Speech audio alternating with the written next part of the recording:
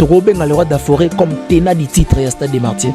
Pour tout le monde qui Denis Lessi à lobby, même chose. Et puis bah internet, bah ça là qui investigation par rapport au Stade des Martyrs et bêta, bah le PK a tenant du titre après Fali. Maintenant le roi de la forêt Bimi a bouleversé. Moi je pense qu'il faut tout l'anda plus ming y a le roi de la forêt pour y avoir tenant du titre à yebindenge baton de Saka Martyr. Azana droit à m'souya ko ça la classement ya bongo boya tant au ba le roi de la forêt ba tom di la ba stade natan au ba faire ba tom di la stade et ça ba détend ce qui totali natan au ba faire ba tom di sa stade et ça 21e siècle mais siècle au ba le roi de la forêt ba tom di ça qui ce qui to abusé te toi na mémoire ya bien et rose avait ba 19e siècle donc ça veut dire mentalité ya batu natan wana et ça là na degré ya siècle wana et puis mentalité ya batu ya le 19e siècle c'est wana na kalamakasi si deux gros ça avait 20e pour 21e 20e donc je pense que il y a siècle dans siècle au bazar différent pour ceux qui ont en termes de dollars série le roi de la forêt baton dit ça stade dollar et zagana mbongo eza lelote ata to estima onde nini ezaka 10 dollars na 24 000 c'est impossible donc ça veut dire mentalité ya mutu et supériorité mobo raisonnement ya mutu et comme il peut na ndenge mobo et puis ces derniers temps les Congolais ont plus plongé to focalisé na politique au lieu de la musique to balé numéro 1 ya Stade des Martyrs d'après ba image na mona d'après investigation tout ça là c'est le roi de la forêt mutaton dit ça makasi kolekaye azate batunyo so ba mona. Et puis deuxième artiste au Atondi parce que nazalaki na concert ya Fali, nazalaki na concert ya Ferré, nazalaki na concert ya Héritier. Donc là selon là deuxième tenant du titre ya Stade des Martyrs c'est Ferré Gola. Deuxième na moni et Tondi plein. Selon là premier Weranson, deuxième Ferré Gola, troisième Fali Poupa et puis les autres bon ya Tamsuna Sima. JB ba Kofi au Tcheba. Donc les autres. Donc les autres on a les appelés à pluriel. Bébé Chanda bango tunasi. Ouais bébé Chanda pe na simat. Bango tunasima. Batu bayate. Obanda bango mabe. Obanda bango mabe. Invitation au ardoise. Mais avec divers. Ba invitation en bois. Netika kabasali à mon Joseph Tata Moboko Léaïs. Grand menuisier. Ba invitation en carton. N'a pas follow lango jardin de Dieu invitation à boy bon ya mukolo fait tilata mabe maison qui vient à bossa limité à cheliminope promotion congolais à pamba maison qui vient bali ngambo ka boité vous êtes trop amoureux du pays wow Given vous exagérez on n'aime pas le pays comme ça on n'aime pas le pays comme ça. Solo. Les abonnés de Keo, je vous souhaite la bienvenue chez Congo Sing Officiel Plus Télévision. Continuez toujours à s'abonner massivement, c'est très important parce qu'on a besoin de vous, on a besoin de votre accompagnement, on a besoin que nous puissions monter. Pour monter, ça dépendra que de vous parce que binonembo ça que ba vidéo na biso à la partager. Binonembo ça en sorte que ba émission na biso est à la main. Voilà pourquoi aujourd'hui je serai accompagné avec ma grande équipe toujours qui m'accompagne au Four et au Moula. Mon invité sera Long Jam. On va essayer de s'échanger par rapport aux actualités qui est en train de circuler sur les réseaux sociaux. On a vu la sortie officielle sur les réseaux sociaux de notre cher artiste que nous appelons ensemble parce que c'est son nom, Mishka. Il joue chez Héritier Watanabe la Polga Cosa Nostra. Batebele basepeli na sortie médiatique na été batebele bazali pété ko sepela na makambo yo ngiama makanda Weranson Igwe de la Forêt nenga lobi que après wera JB Ferré batebele basepela on te ba mituni achisuko Fali wapi achiba Kofi Olomide wapi.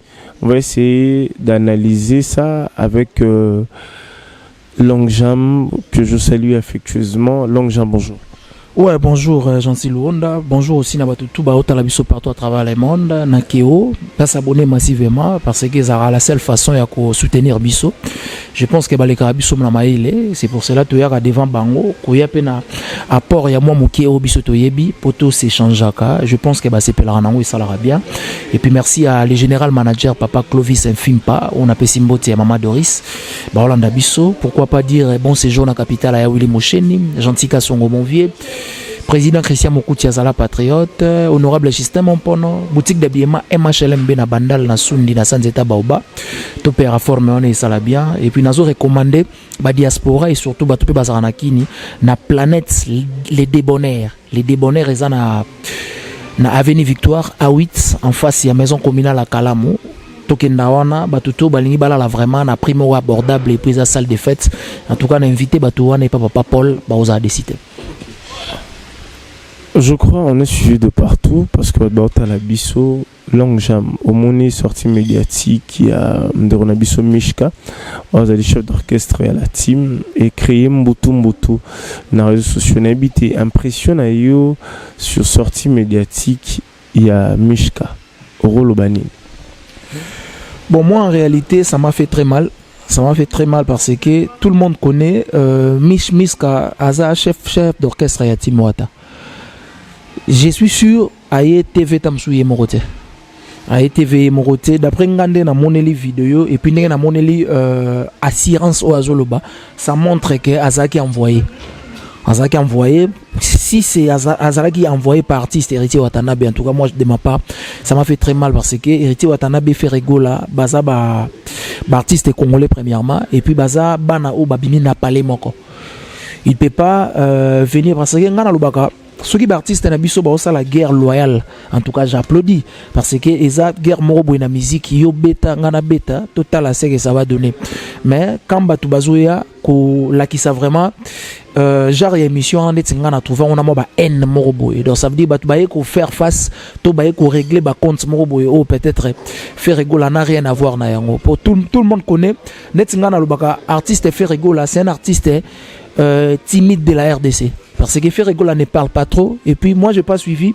Ferregola fait une émission où il est cartonné dans la toile dans les mauvais sens. Non, on a récemment, tout est comme on a guerre et affaire na roga roga. Faire à l'écart qui a sali vidéo à l'objet. Non, moi, j'aime pas Batiraïma. Bisona roga, tu as une guerre loyale. Mais au-delà, il y a musique, on est des frères. Tout ça, c'est mon vieux. Mais guerre au Eza, Congo Brazzaville, Congo Brazzaville, musicalement. Donc je pense que Ferregola Zara vraiment artiste Oyo Azalaka rankinete. À l'époque, à ça la rappel sortie médiatique, moi on a rappelé émission Mobasara na Karine Mokonzi Oyo et créé un problème belé mais on les a les passé. Nabi que baté belé, ton yo lobi bongo batumba mon avoir commentaire déjà borchango. Parce que pour chatter déjà moni na sauté premier. Moi je pense ceux qui bazong singa tamsu na wana na kolobageza qui poussé. Parce que tout le monde connaît, n'a pas faire la qui ça va tout Karine Mokonzi ou savoir faire à Karine. Bah tout baébi que auparavant Karine Mokonzi que je sali, motema ya papa Evi Kikuli, mère ba Arieta, a auparavant Karine Mokonzi azaki Karino Wapi et auparavant après a commis Karino Wapi. Je ne suis pas sûr que Karine ya lelo ceux qui va référer les émissions à faire et Zalayajar ou Ezaki n'allait passer. Donc tout le monde connaît auparavant Karine Mokonzi abane kolinga ba émission ya base, des émissions où ekangaka toile, des émissions où bataka na ba page et où PC Lengi. Mais Lelo Oyo, ceux qui va revenir Karine Mokonzi à Lelo, n'a fait rigoler même plateau. Je pense que bako réfléchir mingi au lieu tamsou ya ko réfléchir banalité. Donc ba la biso, ba comprendre déjà que ba commentaire na bango eza dans les bons sens. Est-ce que réaction ya Mishka ezati il ou c'est pas na yemo parce que lui il travaille dans la team à travers Héritier Watanabe béton amoni bazo taquer patron il est tant que travailleur et entreprise parce que Yemora Lobby a yéko répondre Trésor Congolo mais à taquer directement faire pour Trésor Congolo n'enga l'équipe bongo pour naïe faire nem tatindi donc y a un moni a yembalamo ko s'attaquer on a fait est-ce que ça consentement na yemo côté selon analyse na auto et ça na main noire moroto l'artiste Héritier Watanabe batindi parce que ba propos na yé et gêné ba te belé koloba que Héritier Aleki fait rigoler na chant bon wana eza ndule mais toyebi makambo tomona na terrain donc ba makambo belé oyo ya lobby est-ce que yo na misu na yo to na litoyi na yo est-ce que ça poussé par ye moko to batindiki? Bon, moi je pense na première volet nano si c'est poussé par ye moko ceux qui artiste ya moni yango après ba retomber nango epesi ya mabe akoki ko je peux dire comment akoki ko eya alongola tamso équivoque kona na mito bato parce que récemment awa tout monde qui yango peut pas Kofiolo Mide que je salue les gens tout monde qui directeur ya marketing na ye to directeur ya orchestre na ye Eddie Diora on a pesi ba motena sur Rolanda Bisso aleka ki une émission pour na ko se faire taire Kofi de Braza. Il paraît que Kofiolo Mide dans lobby que kotanga rakombo na été parce que vous exploiter Congolais dans les mauvais sens. Maintenant que Kofiolo Mide a monaki ba retomber nango eye mabe vis-à-vis ya ba fan ba recevoir en mabe to monaki réaction à suspendaki tout son bureau. Bon, tozelana non. Si c'est pas la même cas hyper Héritier Watanabe tokomona héritier à suspendre Mishka mais ce qui va suspendre été c'est que ba comprendre que d'après bango il fallait que le babongo poison a raison ya ko le babongo et puis voilà. Je crois que le message est passé, mais moi personnellement, Nandé n'a pas l'héritier, Nandé mis tes héritiers. Au moni, mon toit salarié pas mon tour. Déjà défendre Resika ou ya au sal. Aligni tes alara patron et bah c'est boutique et pena mon toit na lobby boy bien bien au lobby parce que mon toit avec au loba aza chanteur te. Dans les mauvais sens. Tu peux venir défendre, mais il faut défendre dans les bons sens. Koyate ko défendre na mauvais ko ba déjà que faire héritier qui faire na koyemba ozo mona te que affectueusement on est en train de profiter parce qu'on est suivi 5 sur 5 na minute ba joueur à Léopard Bolanda Bisso na minute yo Fekofa Mobimba et Zolanda Bisso voilà pourquoi affectueusement to PC le CG azala vient à Bisso donc vient à Bisso pena innocent qui bundulu. On avait Nabiso le CG. Donc moi aussi je profite à l'occasion pour dire félicitations et surtout na poste Venabiso maître innocent Kibundulu. Donc CG a fait Kofa en tout cas. On te salue aussi parce que tu es en train de nous suivre. Exactement. Donc vient la minute la Bisso il est très scotché calmement avec une bouteille de champagne. T'as un bureau, t'en as parlé. Avec une bouteille de champagne, un cigare, t'as la bisso calmement. T'as la bisso innocent qui bongolo. Donc secrétaire, il a fait kofa, tu peux sur moté. Tu continues, Mishka, n'a habité pour tout boucler à maman Mishka parce que déranger l'artiste est belé. Jusque là, Ferré à répondre pété. Ils ont dérangé Batou. Mais bon, Mishka, Batebele va bien salir bien à défendre l'orchestre parce que Bazela qui Francis Diba ya loba Bazela qui va porter parole lobby artiste yemoko chanteur accueilli chef d'orchestre na galon na ya lobby.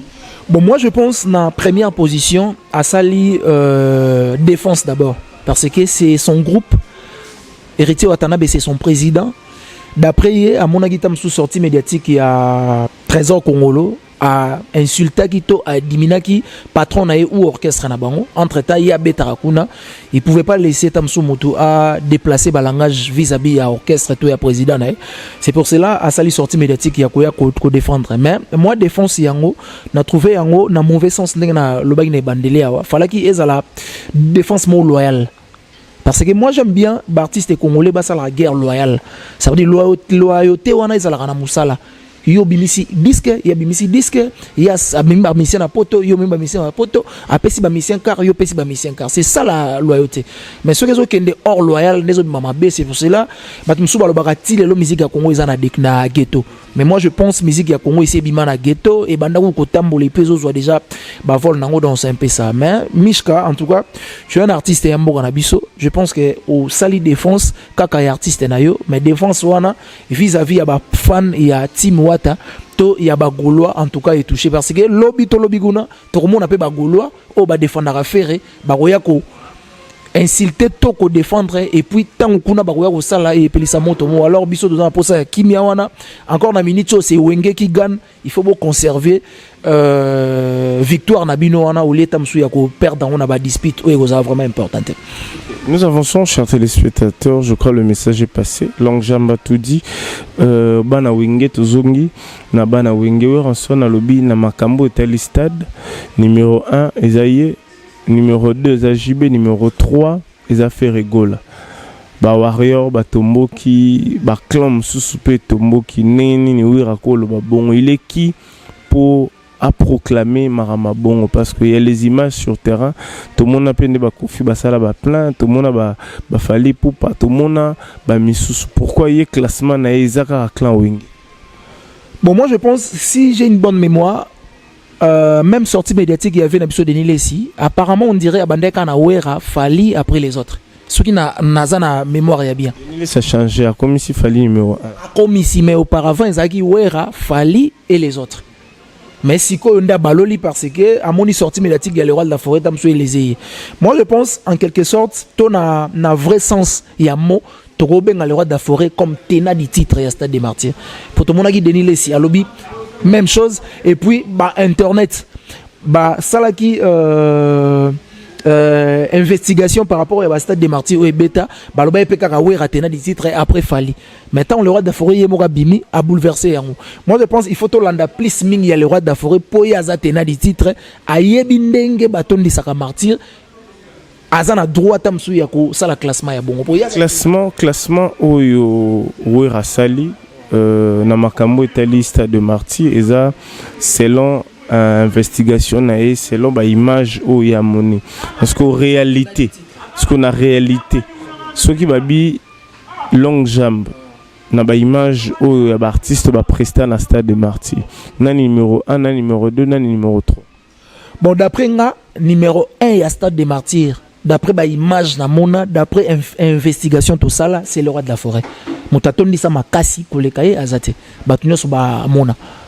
Et puis deuxième artiste au atondi parce que nazalaki na concert ya Fali nazalaki na concert ya Ferré nazalaki na concert ya Héritier donc là selon nga deuxième tenant du titre ya Stade des Martyrs c'est Ferré Gola deuxième na o na moni etondi plein selon nga premier Weranson deuxième Ferré Gola troisième Fali Poupa et puis les autres ba tamsu na sima ba jibe ba kofi o cheba donc les autres on a ils appellent à pluriel bébé chanda bango tuna sima ouais bébé chanda pe na sima bango tuna sima sikoyo eloko moko o tamsu ezo compliqué batu ezanini omoni tant au ba le roi de la forêt ba tondisi la ba stade na tant au ba faire ba tondisi la stade eza ba détend ce qui totali na tant au ba faire ba tondisi la stade eza 21e siècle. Mais siècle au le roi de la forêt batondi ça qui ce qui toi bisé toi na mémoire ya bien rose avait ba 19e siècle donc ça veut dire matalité ya batu na tawana et ça na degré ya siècle wana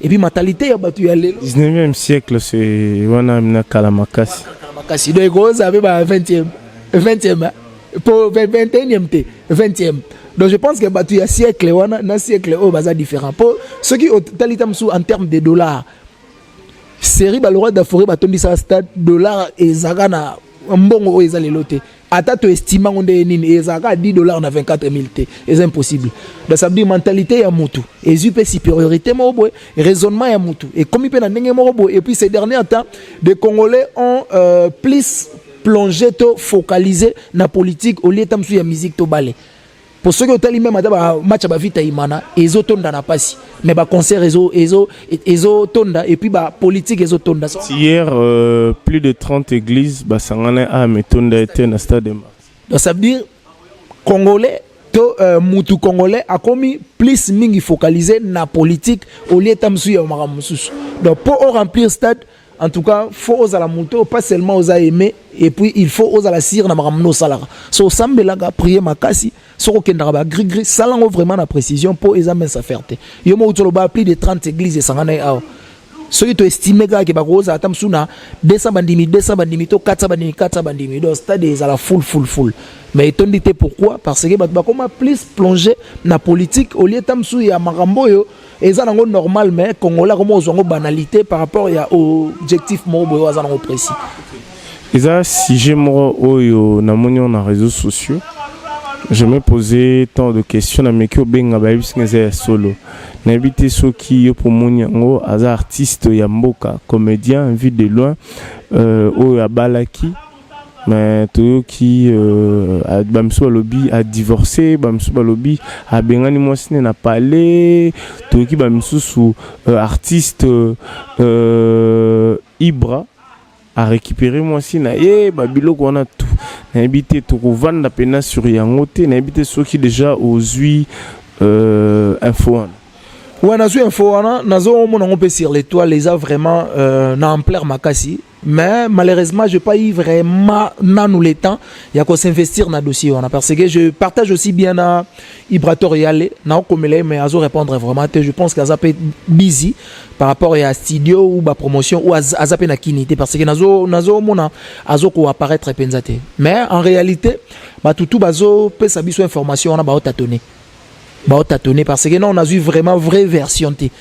Ya marambo yani parce que récemment on a eu kozwa image moi circulé qui vue de loin on dirait vidéo mon aolela et après vidéo mon ego bima on dirait vue de loin zoloba nakatakar mata azaso mutu makasi bat bakanisa ki to kabwani alors que ezaleka moi sinda mankanga so respect mutu makasi babilo ni babieza vidéo akala donc je pense confirmation vraiment par rapport à Marambo Charlie vit de loin, artiste Mboka Nabiso, nous avons eu vraiment confirmation. On ne peut pas s'asseoir aussi pour affirmer parce que nous avons eu pena piste originalité.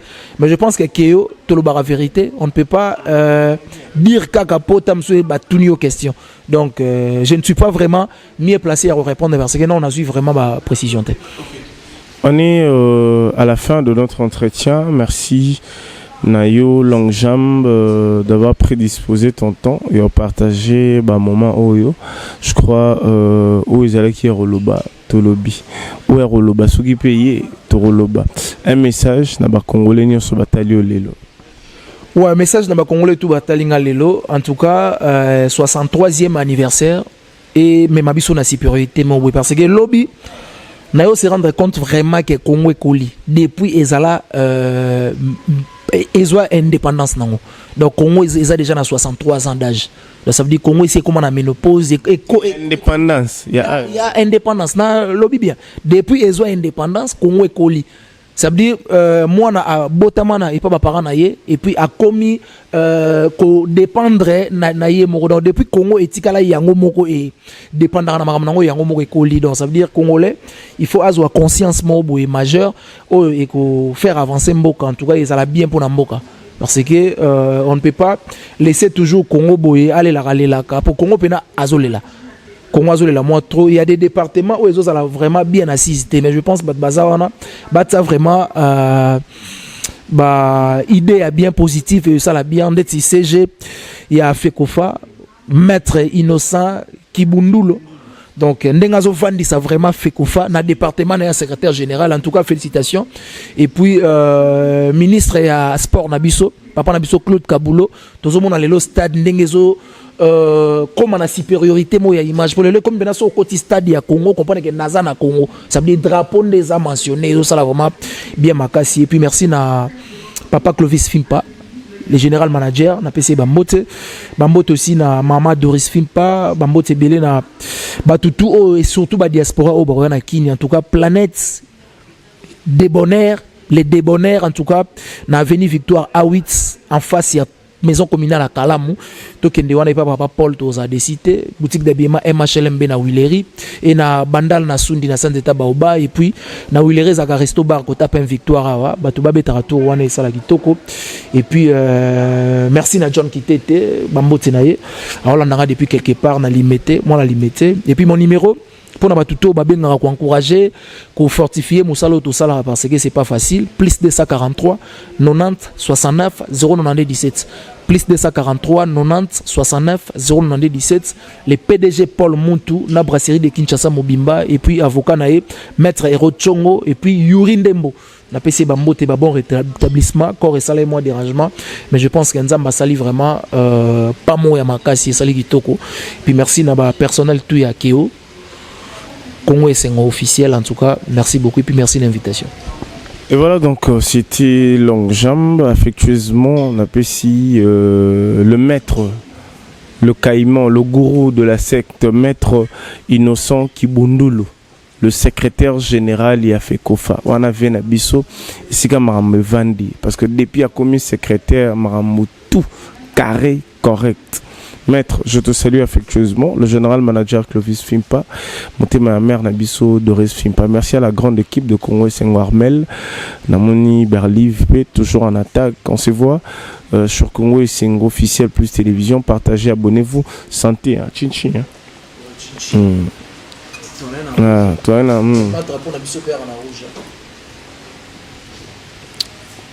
Ah, soyez combien ta béca et ça là bien. Paul Montou. Président Paul Montou. Lana Marambo. Guinness. Ah ok. Tout ça, bon. On se voit prochainement.